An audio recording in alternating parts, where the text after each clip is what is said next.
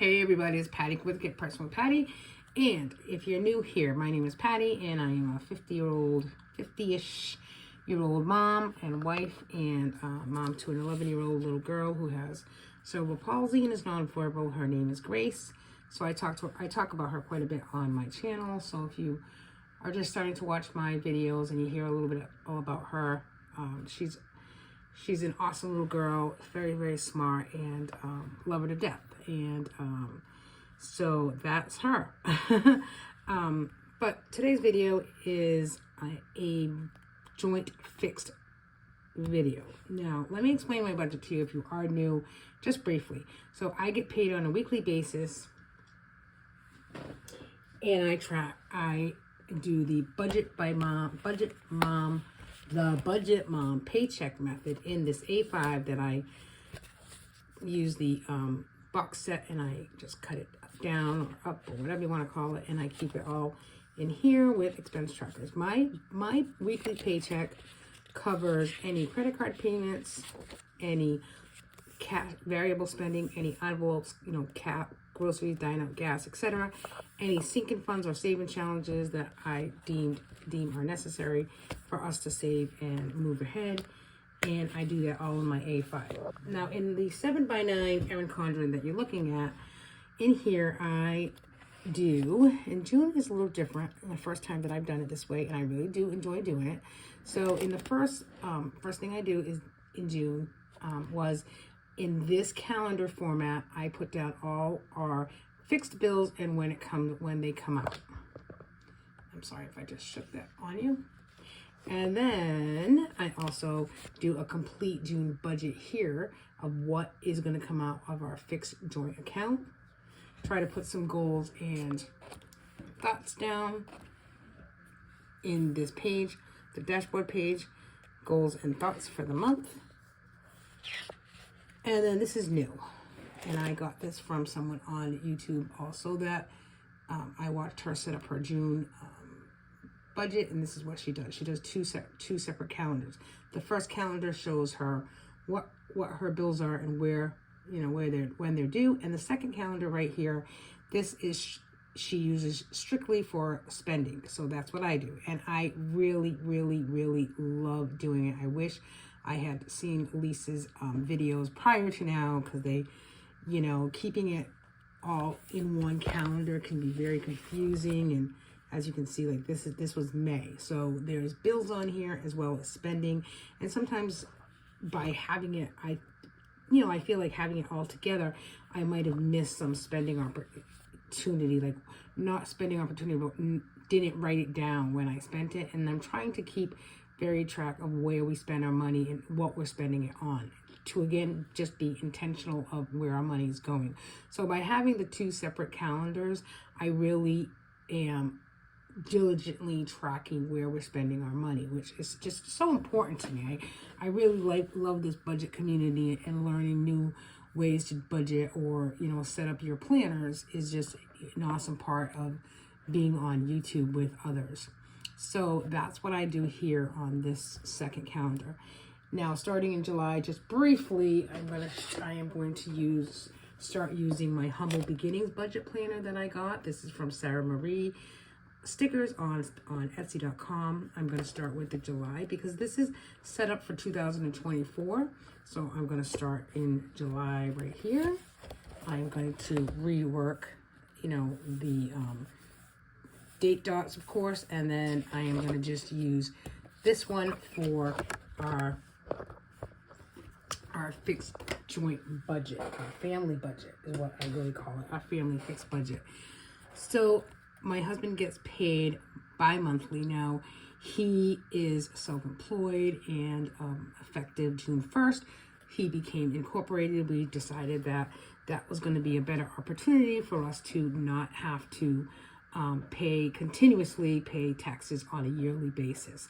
By being self-employed, he gets a 1099 at the end of the year, and if we don't pay into the government for tax purposes, we actually pay, we get slammed by paying a lot of money at the end of the year. And, like everyone else, it's it's wearing on us, or it was wearing on us, that we have this huge tax bill, and we're just paying monthly payments to kind of get rid of it. So we decided to go incorporated.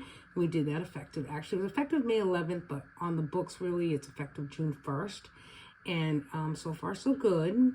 But this is our first paycheck with that incorporation. Now, being incorporated for him means that he will get paid a bi-monthly check from the business, which is his business, and that money goes right into the joint account, which is pays fixed bills, as well as a little bit goes into his direct account for his personal spending.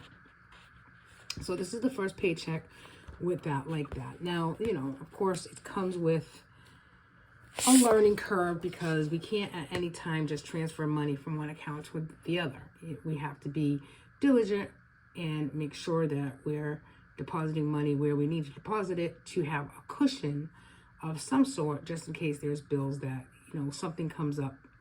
But for all intent purposes, no one, my husband nor I, use, or I don't have my debit card with me at all. If I need something, I'll use my personal account, and him as well. So that we're not just using our home debit card for taking money out, because it's going to be very fixed. It's going to be very it's a fixed joint family account. It's going to go only for fixed bills. So I'm going to show you how we budgeted the first paycheck, and then I did put it here with these stickers here, and I it's like already running out of room, etc. So I'm happy to be using in July. I'm happy to be going to be using a new planner and having it all in one place. I will continue to use these 7x9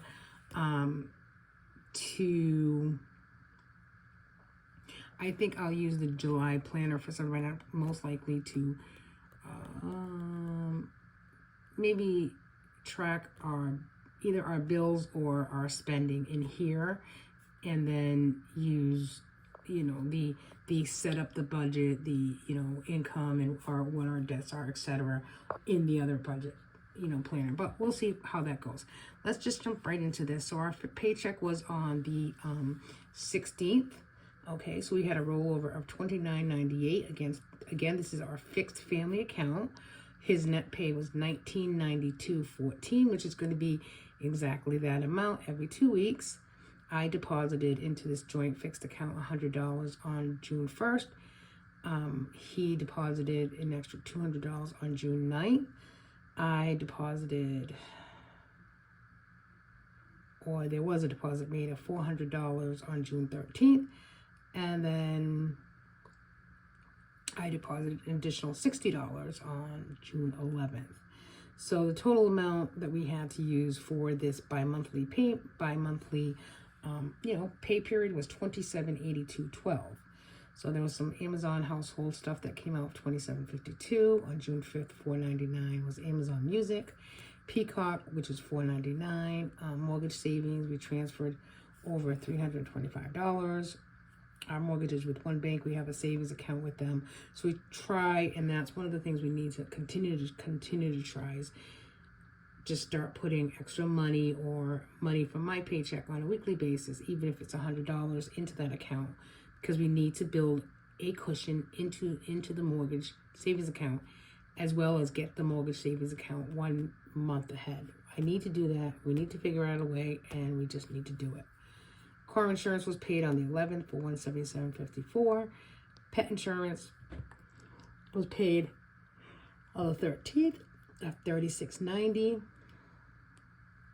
My car payment is due today at $405. That has not been paid as of yet. It'll probably get paid just a couple of days late.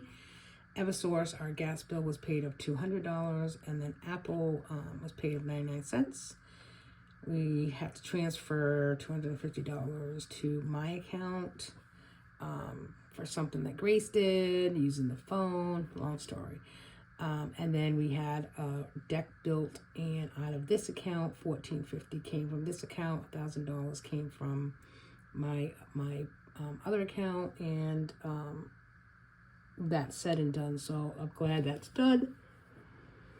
we've been looking for someone to build a deck around our pool for a little while now. It's a small deck, but it looks great, and I'm glad it's done. And then we also had $68 come out for our mosquito spraying last week. This is just, I put this down here when I transferred money into the mortgage account.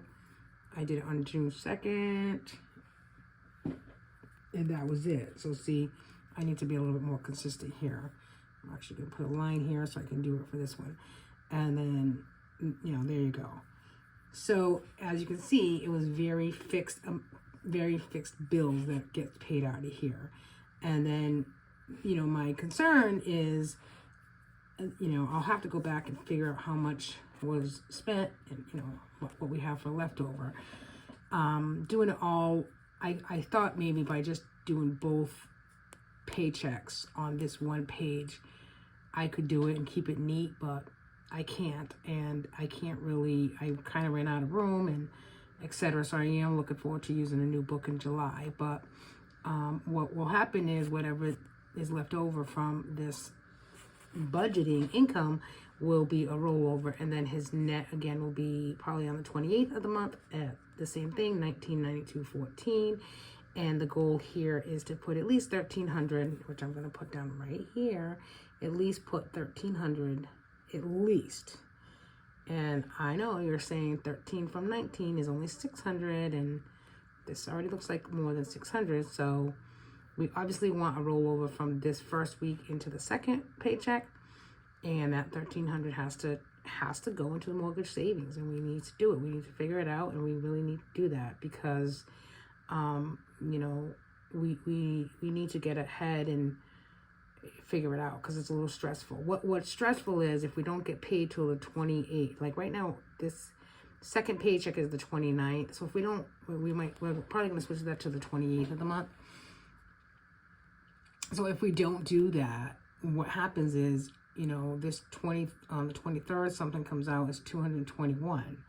So this fixed family account needs to have a cushion of at least $200 in order for this not to bounce. And that's the whole thing. Like, you don't, before we were incorporated, if we needed extra money, we would just go into the business account and transfer it over as a cash owner's draw.